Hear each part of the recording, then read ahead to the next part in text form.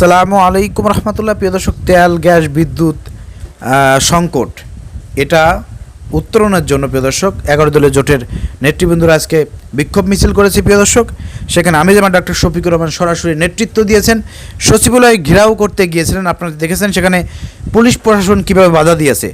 প্রিয় দর্শক, সেখানে পুলিশদের উপরে কিন্তু জামাত শিবিরের ভাইরা তেমন চড়াও হয় নাই।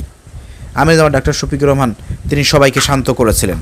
প্রিয় দর্শক, সেখানে পুলিশের সঙ্গে জামাত ইসলাম সহ 11 দলীয় নেতৃবৃন্দের একটা সম্পর্ক গড়ে উঠেছে। চলেন প্রিয় দর্শক, একটা ভিডিও দেখে আসে, তাহলে বুঝতে পারবেন। আপনারা আর আমরা থাকবো, সরকার যাবে আর আসবে, আমাদের উভয়ের ঠিকানা এটা।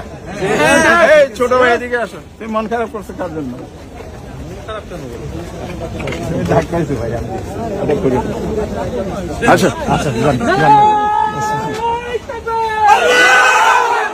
সঙ্গে এখানে জামাতের নেতৃবৃন্দের যে একটা সুসম্পর্ক, সেটা কিন্তু ইতিমধ্যেই তিনি বলে দিয়েছেন যে আসলে সরকার আসবে যাবে, সরকার অনেক পরিবর্তন ঘটবে, কিন্তু আমরা উভয় কিন্তু এখানে রাজপথে থাকব।